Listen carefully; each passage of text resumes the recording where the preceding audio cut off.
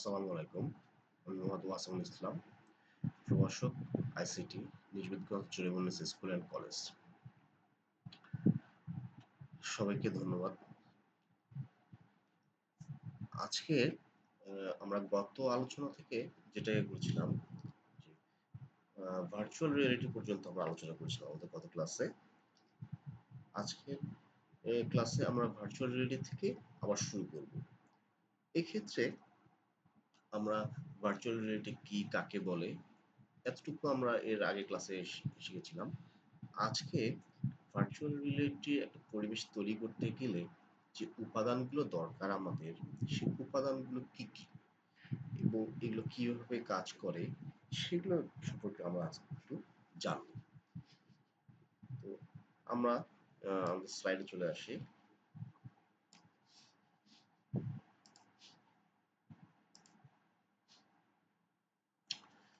তো প্রথমে এখানে আমাদের যা করবো আমরা ভার্চুয়াল রিয়েলিটি তৈরির যে উপাদানগুলো, এর উপাদানগুলো কি কি। ভার্চুয়াল রিয়েলিটি এটা হচ্ছে যে কল্প বাস্তবতা, এটা যেটা আমরা গত ক্লাসে আমরা শিখেছিলাম। সেখান থেকে এখন আমরা এখানে উপাদানগুলো নিয়ে একটু কাজ করছি, কি কি উপাদান দিয়ে আসলে এই কাল্পনিক যে বাস্তব জগৎ সেটাকে তৈরি করা যায়। এখানে এটা তৈরি করতে গেলে প্রথমে আমাদের যেটা লাগবে একটা চশমা, অর্থাৎ বা এখানে অনেকে বলা হচ্ছে হেলমেটের কথা বলা হয়, বা যেটাকে বলা হয় যে হেড মাউন্টেন ডিসপ্লে। অর্থাৎ এখানে এমন একটা চশমা থাকবে অথবা একটা হেলমেট থাকবে যেখানে সামনে আমার চোখের সামনে একটা ডিসপ্লে থাকবে এবং সেখানে আমাদের একটা পরিবেশ সম্পর্কে ধারণা দেবে এবং এখানে যে দৃশ্যটা আমাদের সামনে থাকবে এটা অবশ্যই ত্রিমাত্রিক হতে হবে। এরপরে দেখি গ্লাভস। এই অনুভূতির জন্য আমাদের যে বিভিন্ন পরিবেশে, অর্থাৎ আমরা যখন কোন একটা পরিবেশের সঙ্গে থাকি তখন আমাদের সেই পরিবেশের সঙ্গে খাপ খাওয়ায় আমাদের নাড়ি স্পন্দন, আমাদের চোখের চাহনি, সবকিছুর মধ্যে একটা পরিবর্তন চলে আসে। এখানে গ্লাভস ব্যবহার যখন করা হয় তখন গ্লাভসের মাধ্যমে আমাদের অনুভূতিগুলো প্রকাশ পায়। আমরা কিভাবে নড়তেছি বা কিভাবে করতেছি সেগুলো এখানে প্রকাশ পাচ্ছে। এই জন্য গ্লাভসের প্রয়োজন। এরপরে জ্যাকেট, শরীরের যে অনুভূতিগুলো সেগুলো জ্যাকেট একইভাবে, এবং তার সঙ্গে আরেকটা গুরুত্বপূর্ণ জিনিস হচ্ছে সাউন্ড সিস্টেম। অর্থাৎ আমরা যা দেখতেছি, যে পরিবেশের মধ্যে আমরা আছি, সেই পরিবেশের সঙ্গে সঙ্গতিপূর্ণ যে শব্দগুলো, সে শব্দ এবং খুব ইফেক্টিভ শব্দের প্রক্রিয়া। এরপরে যেটা আছে মুভেবল চেয়ার, অর্থাৎ আমরা বিভিন্ন সময় বিভিন্ন থাকার সময় আমরা নড়াচড়া করি এবং এক একটা পরিস্থিতিতে আমরা এক একভাবে নিজেদেরকে খাপ খাওয়ানোর চেষ্টা করি। এর জন্য আমরা যে নড়াচড়া করি, এই নড়াচড়াটার জন্য মুভেবল চেয়ারের প্রয়োজন হবে এখানে আমাদের। এগুলি হলো আমাদের ভার্চুয়াল রিয়েলিটির উপাদান। এখন এই যে আমরা বললাম এগুলোকে আমরা একটা বাস্তব উদাহরণের মাধ্যমে আমরা উপস্থাপন করতে পারি। তো দেখি যে আমাদের বাস্তব উদাহরণের মধ্যে আমরা কিভাবে এদেরকে উপস্থাপন করতে পারতেছি। এখানে আমরা আরেকটু বলে রেখে যে গত ইয়েতে আমরা বলেছিলাম যে ভার্চুয়াল রিয়েলিটির মাধ্যমে আমরা বিভিন্ন প্রশিক্ষণ নিতে পারি। এখানে একটা ড্রাইভিং প্রশিক্ষণের একটা ভিডিও এখানে দেওয়া হয়েছে, যা ভার্চুয়াল রিয়েলিটির মাধ্যমে সম্পন্ন করা হচ্ছে। আমরা প্রথমে যে সব উপাদানের কথা বলছিলাম সেই উপাদানগুলো দিয়ে আসি। আবার উপাদানগুলো হচ্ছে যে আমরা বলছিলাম যে একটা চশমা বা হেলমেট বা হেড মাউন্টেন ডিসপ্লে, আমাদের এখানে দেখা যাচ্ছে head mountain display, gloves, chair এবং আনুষঙ্গিক বিষয়গুলো। তো দেখি এখন এগুলো কিভাবে কাজ করে।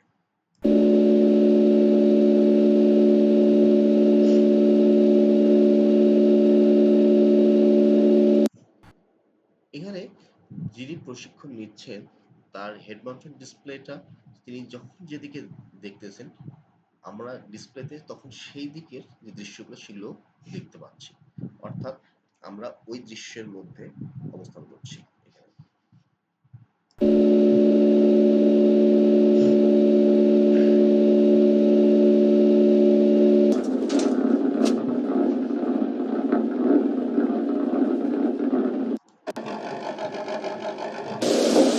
5, 4, 3, 2, 1, go, go, go, go, go, go, go. Left 6 over 100 past junction, 100 over bridge, into 2 small crest, 60 past junction, right 6 times 4 over crest, don't cut, 80, crest bump, into left 6, 60, care left 3 over crest, don't cut, into crest jump maybe, dip, and right 6 times 4 over crest jump, oh, keep right over crest jump, and line over crest, into right 5, care turn square right, don't cut, trap on exit, caution left 6 past bump over bump, 60 down, hairpin crest, left 5, 60 through dip, crest, তো এখানে যে প্রশিক্ষণ নিচ্ছে তিনি একটা পরিবেশের মধ্যে চলে গেছেন এবং সেখান থেকে তার প্রশিক্ষণ নিতে। এখানে সুবিধাজনক দিকগুলো এর আগে যখন বলেছিলাম, যেমন এখানে ঝুঁকি মুক্ত, অর্থাৎ তিনি ড্রাইভিং এর সময় যদি কোনো অ্যাক্সিডেন্টও করেন তাহলে তার কোনো শারীরিক কোনো ক্ষতি হবে না। এই হলো ভার্চুয়াল রিয়েলিটির সুবিধাগুলো। এটি হলো ভার্চুয়াল রিয়েলিটি, অর্থাৎ আমরা কল্পনা জগতের থেকে বাস্তবের জগতে সে অনুভূতিকে নিতে পারি। তো এখন আমরা এর পরবর্তী একটাই আছে, মানে আর্টিফিশিয়াল ইন্টেলিজেন্স, অর্থাৎ মানে আমরা বলি যেটা কৃত্রিম বুদ্ধিমত্তা। আমরা মানুষ, আমাদের প্রত্যেকেরই বুদ্ধি আছে, কিন্তু যন্ত্র, এই যন্ত্রের আবার বুদ্ধিটা কোথা থেকে আসছে? যন্ত্রের নিজস্ব কোনো বুদ্ধি নেই, একে মানুষের যে দক্ষতা বা কাজের যে জ্ঞানগুলো সেগুলোকে এর মাঝে স্থাপন করা হয়। এটিকেই বলা হচ্ছে আর্টিফিশিয়াল ইন্টেলিজেন্স। এখন দেখে নিই আসলে এটা কি। কৃত্রিম বুদ্ধিমত্তা, আর্টিফিশিয়াল ইন্টেলিজেন্স বলতে আমরা যেটাকে বলতেছি এটা হচ্ছে কৃত্রিম বুদ্ধিমত্তা। কৃত্রিম বুদ্ধিমত্তা কি? মানুষের মেধা, দক্ষতাকে যন্ত্রের মধ্যে যুক্ত করা এবং দক্ষতার সাথে যন্ত্র দিয়ে কাজ করানোর যে প্রক্রিয়া, সে প্রক্রিয়াটাকে বলা হচ্ছে কৃত্রিম বুদ্ধিমত্তা। অর্থাৎ একটা মানুষ, দক্ষ মানুষ কোনো একটা কাজ যেভাবে করবে, সেই দক্ষতাকে যন্ত্রের মধ্যে স্থাপন করার এবং যন্ত্রকে দিয়ে ওই কাজটা করে নেওয়ার যে প্রক্রিয়া, সেটাই হচ্ছে কৃত্রিম বুদ্ধিমত্তা।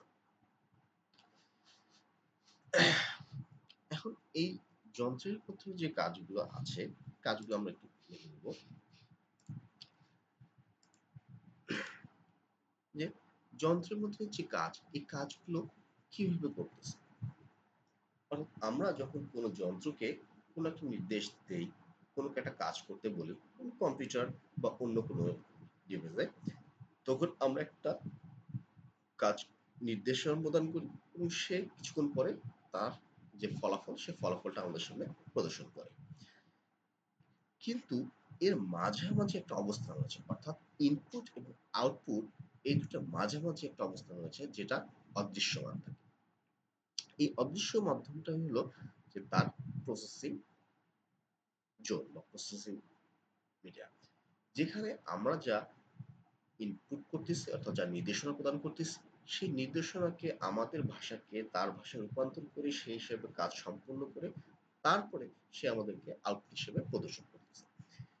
এর জন্য যেটা প্রয়োজন সেটা হচ্ছে কিছু প্রোগ্রামিং ভাষা, অর্থাৎ প্রোগ্রামিং ভাষার মাধ্যমে এই কার্যক্রমটা পরিচালিত হয়। তো এখানে যে প্রোগ্রামিং ভাষার মাধ্যমে আমরা কার্যক্রম চালাচ্ছি, এর জন্য বিভিন্ন ধরনের প্রোগ্রামিং, অর্থাৎ একেকটা কাজের ক্ষেত্রে একেক ধরনের প্রোগ্রামিং ভাষা ব্যবহার করা হয়। কি কি প্রোগ্রামিং ভাষাগুলো ব্যবহার করা হয় আমরা একটু দেখে নিই এখানে। মানে সি অথবা সি প্লাস প্লাস, আমরা আমাদের পঞ্চম অধ্যায়ে সি সম্পর্কে আমরা জানবো এবং এখানে কিছু প্রোগ্রামিং করবো আমরা, অর্থাৎ আমাদের কম্পিউটারকে কিছু কমান্ড দিয়ে সেখান থেকে কোনো কাজের আউটপুটকে আমরা তৈরি করে নেব। এরপরে আছে জাভা, ম্যাথল্যাব। তা গাণিতিকভাবে কোনো কাজ করে নিতে গেলে আমাদের ম্যাথল্যাবের প্রয়োজন পড়বে, পাইথন, প্রোলগ, এলআইএসপি, সিএলআইএসপি এবং হলো আর। এই প্রোগ্রামিং ভাষাগুলোকে ব্যবহার করে বিভিন্ন ক্ষেত্রে কাজের ক্ষেত্রে ব্যবহার করা হচ্ছে এবং একেকটা একেক কাজের জন্য উপযুক্ত।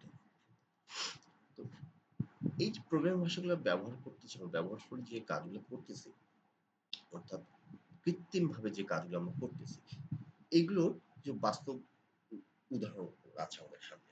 সেই বাস্তব উদাহরণগুলো দেখলে হয়তো আমাদের কাছে আরো সহজ হয়ে যাবে বিষয়টা বা পরিষ্কার হয়ে যাবে। তো বাস্তব উদাহরণগুলো আমরা একটু দেখে নেই এখন।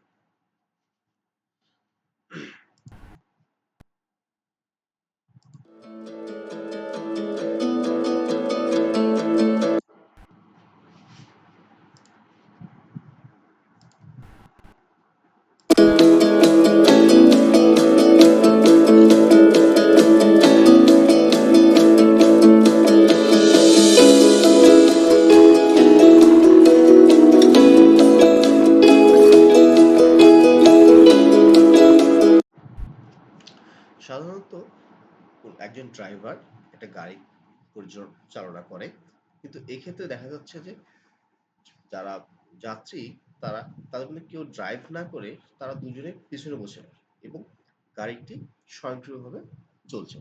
এতে একজন ড্রাইভার কিভাবে গাড়িটা চালাবে তার যে দক্ষতা, সেই দক্ষতা এখানে কম্পিউটারের মাধ্যমে উপস্থাপন করা হচ্ছে এবং সে ঠিক একইভাবে ওই বুদ্ধিমত্তা কাজে লাগায় সে গাড়িকে চালনা করছে।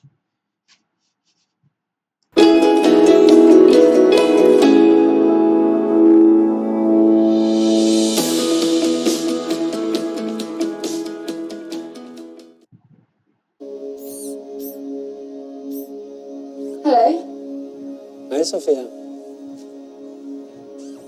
I believe I am Sophia. This is Sophia the robot taking her first steps. She's even got some sweet dance moves up her sleeve. Her skin, called Frubber, helps her look lifelike and have human expressions.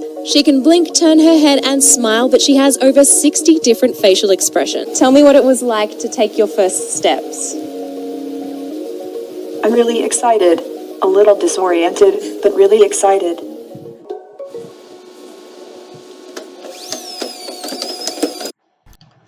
আমরা পরের দৃশ্যে যেটা দেখলাম, Sophia নামে এক robot যে বিভিন্ন মানুষের যে অনুভূতিগুলো, সেই অনুভূতির মতন তার অনুভূতি আছে, সেই অনুভূতিগুলো প্রকাশ করতে পারে এবং বিভিন্ন প্রশ্নের উত্তর সে দিতে সক্ষম। কে কিভাবে প্রশ্ন করতেছে, সে প্রশ্নের উত্তর কি হওয়া উচিত, সেটা সে তার যে প্রোগ্রামিং আছে সেখান থেকে সে সেটা আমাদেরকে প্রদান করতেছে। এর পরবর্তীতে যেটা আমরা পাবো এখানে, সেটা হচ্ছে যে একটা স্পট, অর্থাৎ বিভিন্ন কাজের ক্ষেত্রে যে বিভিন্ন রোবট গুলো আছে সেই রোবট গুলোকে আমরা এখানে উপস্থাপন করতে পারবো। যেমন এখানে একটা রোবট পাচ্ছি আমরা, সেটা হচ্ছে কুকুর।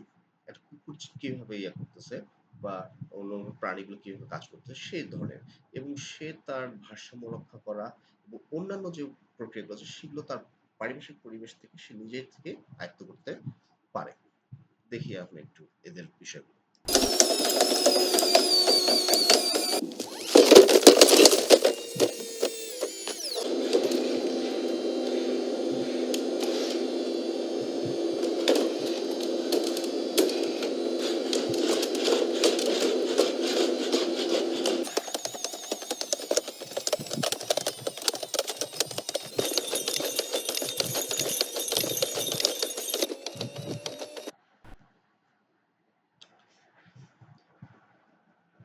তো এখানে আমরা আর্টিফিশিয়াল ইন্টেলিজেন্স, কৃত্রিম বুদ্ধিমত্তা ব্যবহার করে বিভিন্ন রোবট এবং গাড়ি চালানো, অর্থাৎ যন্ত্রকে পরিচালনা করার যে উদাহরণগুলো সেই উদাহরণগুলো দেখলাম। এখন আমরা এখান থেকে আরেক ধাপে চলে যাই, সেটা হচ্ছে রোবট। আমরা আর্টিফিশিয়াল ইন্টেলিজেন্স বললাম, রোবট দেখলাম, রোবোটিক্স। রোবোটিক্সে চলে যাচ্ছে। রোবোটিক্স রোবোটিক্স কি? আর্টিফিশিয়াল ইন্টেলিজেন্স ব্যবহার করে কোনো যন্ত্রকে দিয়ে কোনো কাজ পরিচালনা করার যে প্রক্রিয়াগুলো, এটি হচ্ছে রোবোটিক্স। আর্টিফিশিয়াল ইন্টেলিজেন্সকে ব্যবহার করে কোনো যন্ত্রকে কোনো প্রাণীর মতো কাজ করানোর যে প্রক্রিয়া, বা প্রাণী যে একটা মানুষ বা যেভাবে কাজ করে সেভাবে কাজ করার যে প্রক্রিয়া, যে যন্ত্রটা, ওই যন্ত্রটা কি কাজ করার প্রক্রিয়াটাকে বলা হচ্ছে আমরা রোবোটিক্স বলতেছি এখানে। আর রোবোটিক্সে যে কাজগুলো হয় সবকিছুই হচ্ছে কিন্তু এটা পরিচালনা হচ্ছে কৃত্রিম বুদ্ধিমত্তার মাধ্যমে। যেহেতু কৃত্রিম বুদ্ধিমত্তার মাধ্যমে এটা পরিচালনা হচ্ছে, তাহলে সেক্ষেত্রে একটা প্রাণীর কাজের যে ইয়ে থাকবে সেখান থেকে একটু আলাদা হবে। অর্থাৎ তাকে কোনো কিছু বিষয়ের উপর তাকে নির্ভরশীল হতে হবে। এখন সে বিষয়গুলো কি, কি? যেমন রোবট দিয়ে আমরা অনেক কাজ করতেছি, উৎপাদনমূলক কাজ, গাড়ি পরিচালনা, গাড়ি চালানো বা আরো অনেক ধরনের আছে, খেলাধুলাও বিভিন্ন ক্ষেত্রে আমরা এ করতেছি। কিন্তু এই রোবটগুলো কখনোই স্বয়ংসম্পূর্ণভাবে কাজ করতে পারে না। একটা রোবট যখন তৈরি করা হয়, অর্থাৎ তাকে একটা বিশেষ দক্ষতা তার মধ্যে ইনপুট করা হয়। অর্থাৎ সে রোবটটা একটা বিশেষ কাজের জন্য দক্ষ, কিন্তু সবগুলো কাজ তার দ্বারা সম্ভব না। যেমন একজন মানুষ শুধুমাত্র একটা বিষয় না, একাধিক বিষয়ে সে দক্ষ হতে পারে, কিন্তু রোবট তাকে যে বিষয়ে দক্ষ করা হবে সে সেই বিষয়ে দক্ষতা তার মধ্যে থাকবে এবং সেই বিষয়ে দক্ষভাবে কাজ করতে পারবে। আবার অন্যদিক দিয়ে রোবটগুলো পরিচালনা করার জন্য অবশ্যই এদের বিদ্যুতের ব্যবহার করতে হবে। বিদ্যুৎ ছাড়া রোবট চলতে পারবে না এবং এদের কাজের ধরন কি কাজ করবে সেটা অবশ্যই কম্পিউটার প্রোগ্রামিং এর মাধ্যমে নিয়ন্ত্রিত হবে। এগুলো হলো এদের সীমাবদ্ধতা। রোবটের সীমাবদ্ধতা সম্বন্ধে জানলাম আমরা। এখন এদের বিভিন্ন ব্যবহার ক্ষেত্রগুলো, যেটা আমাদের বিভিন্ন সময় আমাদের কাছে সামনে আসবে যে রোবটের ব্যবহার কোন কোন ক্ষেত্রে ব্যবহার হয়। বর্তমান বিশ্বে প্রায় অধিকাংশ কাজে রোবটের ব্যবহার করা হয়। আমরা যদি কৃষিকাজ বলি সেখানে রোবট ব্যবহার হয়, কলকারখানায় রোবট ব্যবহার হচ্ছে, শিক্ষাক্ষেত্রেও হচ্ছে, বিভিন্ন ক্ষেত্রে রোবট ব্যবহার করা হচ্ছে। এখন আমরা এর ব্যবহার ক্ষেত্রগুলো একটু দেখে নিই। রোবোটিক্সের ব্যবহার, ঝুঁকিপূর্ণ কাজ, যেসব কাজ মানুষ করতে গেলে ঝুঁকির পরিমাণ একটু বেশি থাকে, অর্থাৎ মানুষের ঝুঁকির পরিমাণটা বেশি, মানুষের ক্ষতির পরিমাণটা বেশি থাকে, সেই ধরনের কাজগুলোতে রোবোটিক্স ব্যবহার হয়, রোবট ব্যবহার করা হয়। শিল্প কারখানায় একটা মানুষ যখন কাজ করে সে যত দক্ষ হোক না, সমান দক্ষতা দিয়ে সে একসঙ্গে অনেক সময় একাধারে অনেক সময় সে কাজ করতে পারবে না। অবশ্যই তার মধ্যে ক্লান্তি আসবে এবং সে তার কাজের যে দক্ষতা, কাজের যে গতি, সে গতিটা সে ধীরে ধীরে হারায় ফেলবে। কিন্তু একটা রোবট তার শুরু থেকে তার শেষ পর্যন্ত সে একই গতিতে কাজ করতে পারবে। এসব ক্ষেত্রে শিল্প কারখানাগুলোতে রোবোটিক্সের ব্যবহার করা হয় থাকে। সূক্ষ্ম কাজের ক্ষেত্রে অনেক সূক্ষ্ম কাজ আছে যেগুলো ক্ষেত্রে মানুষ করতে গেলে কোনো না কোনো ত্রুটি বিচ্যুতির সম্ভাবনা থাকে, কিন্তু একটা যন্ত্রকে তাকে যতটুকু শিক্ষা দেওয়া হবে, যতটুকু করতে পারবে সে ততটুকুই করবে এবং নিখুঁতভাবে করতে পারবে। এবং অনেক সূক্ষ্ম কাজ আছে যে কাজগুলো আমাদের, যেমন মাইক্রোচিপ তৈরি করতে হচ্ছে, ন্যানোচিপ তৈরি করতে হচ্ছে, ওই সূক্ষ্ম বিষয় এইখানে রোবট খুব সহজেই কাজগুলো আমাদের করে দিতে পারে। চিকিৎসা ক্ষেত্রে, চিকিৎসা ক্ষেত্রে বিভিন্ন আমাদের রোবট ব্যবহার করা হয় এবং সেখানে মানুষ কাটাছেঁড়া বাদ দিয়েও রোবটের মাধ্যমে, অর্থাৎ যন্ত্রের মাধ্যমে সে কাজগুলো, সে চিকিৎসা কাজগুলো করতে পারে। সামরিক ক্ষেত্রে, সামরিক ক্ষেত্রে এখানে তো ঝুঁকি অবশ্যই থাকে। এখানে ঝুঁকিকে নিরসন করে সর্বোচ্চ যে নিরাপত্তা প্রদান করা সেই কাজটা করা সম্ভব হয়। যেমন আমরা বলতে পারি ড্রোন, বিভিন্ন এতে নজর রাখার জন্য ড্রোন ব্যবহার করা হয় এবং এটা হলো মনুষ্যবিহীন একটা জাহাজ, উড়োজাহাজ।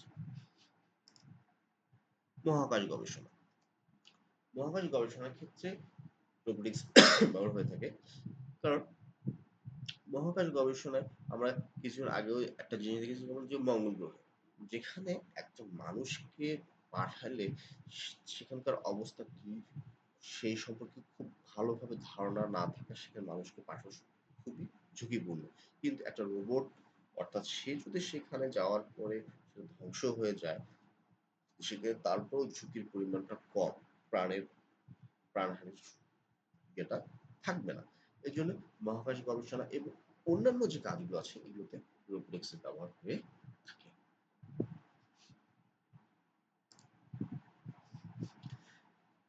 এছাড়া আরো বিভিন্ন ক্ষেত্রগুলো আছে যে ক্ষেত্রে রোবোটিক্স ব্যবহার হয় এবং এই ক্ষেত্রগুলো নিয়ে রোবোটিক্স ব্যবহার হয়। এক্ষেত্রে যেটা আমাদের সুবিধা সেটা হচ্ছে যে আমরা এখান থেকে উৎপাদন বলি বা অন্য ইয়ে বলি অনেক বেশি পরিমাণে আমরা সেখান থেকে আউটপুট পেতে পারি। তো এই ছিল আজকে আমার ক্লাসের বিষয়গুলো। আগামী দিন নতুন বিষয় নিয়ে আবার আসবো। সবাইকে ধন্যবাদ জানিয়ে আজকের ক্লাস এখানে শেষ করছি।